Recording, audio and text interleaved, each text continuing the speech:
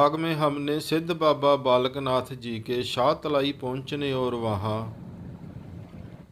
माई रत्नों के पास ठहर 12 साल तपस्या करने और ग्वाले का काम करने तक कथा कही थी। जब लीला करते हुए उन्होंने अपने पौनाहारी होने का भेद खोला तो वो शाहतलाई छोड़ने की ओर इशारा था।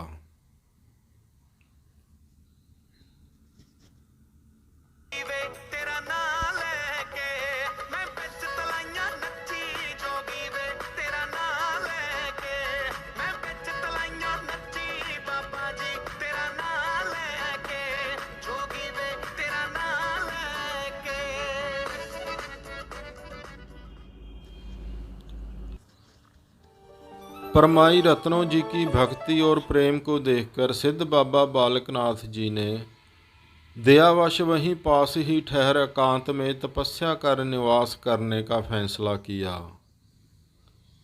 वो पहाड़ी स्थल आज की शहतलाई से 3-4 किलोमीटर की दूरी पर आज की गुफा वाला स्थान है जिसे देउड़ सिद्ध कहते हैं। ये पहाड़ी चकमो गांव के पास है।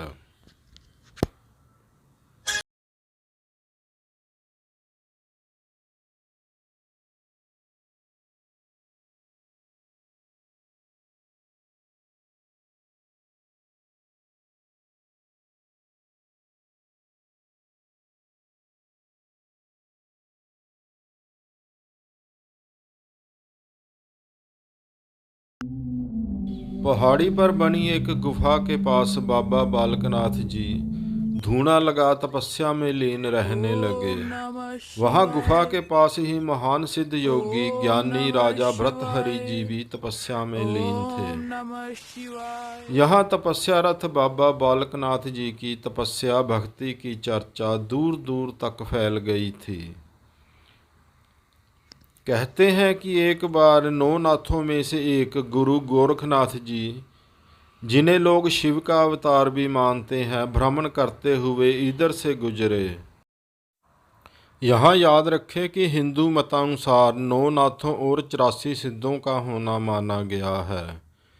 गुरु गोरखनाथ जी नाथों में से हैं और बाबा बालकनाथ जी 84 सिद्धों में से एक।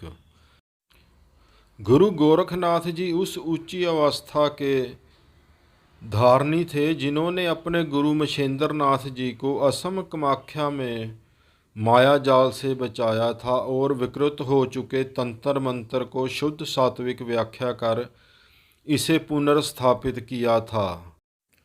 जब यहाँ गुरु गोरखनाथ जी की बाबा बालकनाथ जी से भेंट हुई तो उन्होंने बाबा जी की परीक्षा ली।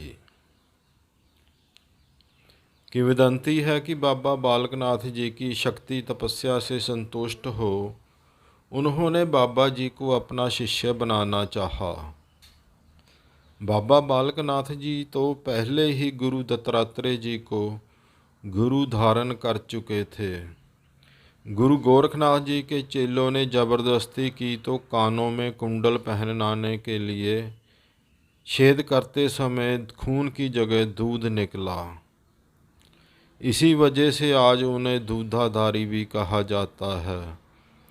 इसके बाद कहते हैं कि वो गुफा के भीतर अलोप हो गए।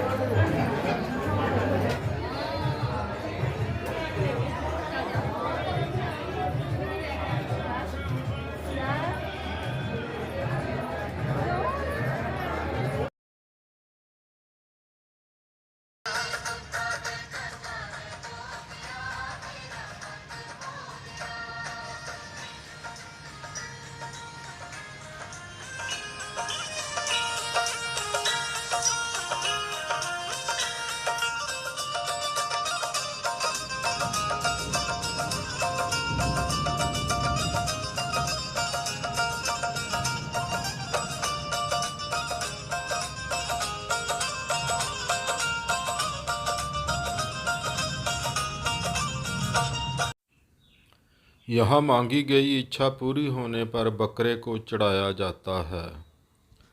तंत्र मंत्र में वज्रयानी मांस भक्षण करते थे बलि चढ़ाने के बाद। गुरु गोरखनाथ जी ने सात्विक असली अर्थ समझाया। जो पुण्य और पुण्य के बीच भेद नहीं कर पाता वो आदमी पशु के समान है। इस पशु को ज्ञान की तलवार से वध किया जाता है। जब ये अज्ञान चित्त में से निकल जाता है तो चित्त परम तत्व में लीन हो जाता है। इसे ही मांस भक्षण कहा जाता है। परम ब्रह्म द्वारा अज्ञान के भक्षण को ही बलि माना गया है नाथ संप्रदाय में।